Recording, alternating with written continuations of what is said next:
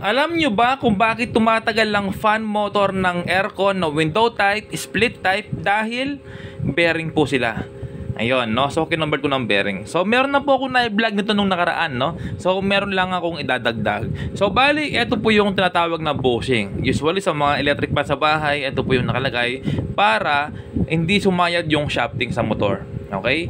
Kapag sumayad yung shafting sa motor, konting kasgas lang ng bushing ang mangyayari, sasayad na po yung rotor, no? Yung rotor sa kanyang stator or sa kanyang motor. Kapag po sumayad po dito yan, ayan po, meron na siyang gasgas, no? Kapag sumayad dito yan, hindi na po iikot ang inyong electric fan. Umuugong na lang.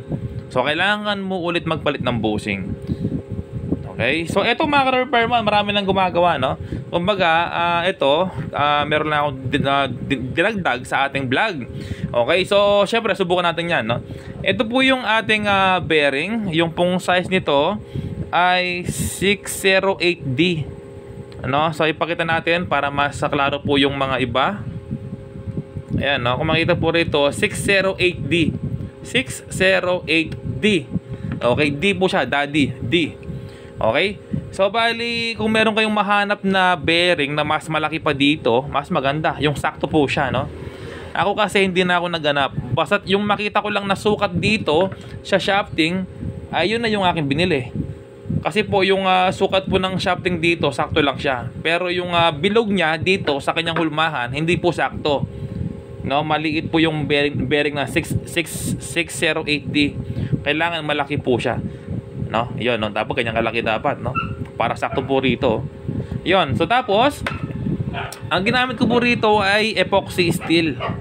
Yung pang metal po. Ayan, no? Epoxy steel. May bearing din dyan.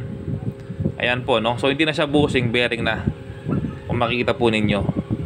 Tsaka sa likod, syempre. So, ngayon, nasubukan natin, no? Kaya tumatagal ng 10 years, 15 years, 20 years, yung mga fan motor ng aircon, no? Yung pong fan motor ng aircon, nakalagay po yon sa kanyang evaporator. Okay? Nakalagay po yan. Sa mga split type, yung indoor, no? Kaya tumatagal po sila kasi bearing.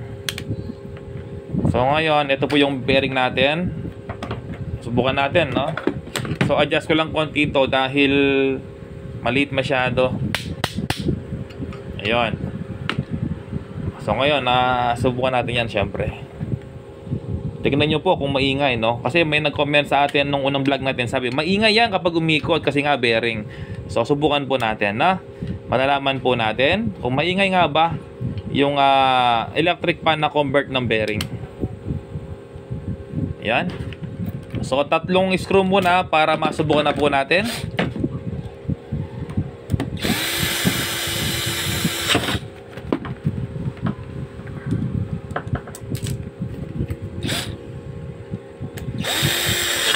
Yon. Kapag bearing ang pinalit mo rito, hindi ka na magpapalit ulit ng bearing, no? Kasi nga yung mga aircon 10 years gumagana pa yung fan motor, 15 years gumagana pa, no?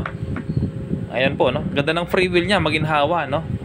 So meron tayong lalagay na masking tape para pag sinubukan po natin, malalaman natin kung umiikot na ba siya or kung gaano kalakas. So ayan, no? Okay, so plug ko na siya sa ating outlet na 230 volts.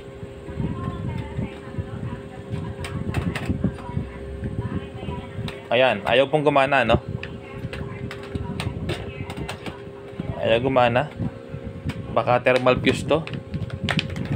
Okay, hindi ko dali, mga ka-repairman, baka thermal fuse to.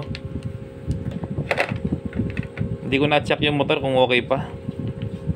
Ayun, thermal fuse nga, walang reading, no? Kailangan may reading po yan kasi nakarekta na po siya, no? So, thermal fuse nga. So, ngayon, alisin ko yung common. May bumibili, DJ! Alisin ko yung common. Lagay ko sa capacitor, no? Huwag mong gagayahin to, no? Bypass po tawag dito. Yan, so sira pala yung thermal fuse nito. Hindi ko nalaman. So, yun, no? Subukan natin kung iikot na ba siya. Okay, so plug ko na. Ayan, no? So, lakas ng ikot niya, tahimik. Ayan, no? Ayan po, no?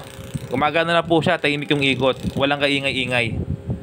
Okay, kasi may nag-comment sa atin, maingay daw to kapag gumana. Wala po, napakatahimik niya. At napakalakas din, no? So, ngayon, pigilan po natin sa kamay, no? Ayan, so hindi ko siya mapigil, umiikot yung motor. Ang lakas ng ikot niya, no? Yan, hindi ko mapigil. Lakas. Yon, no?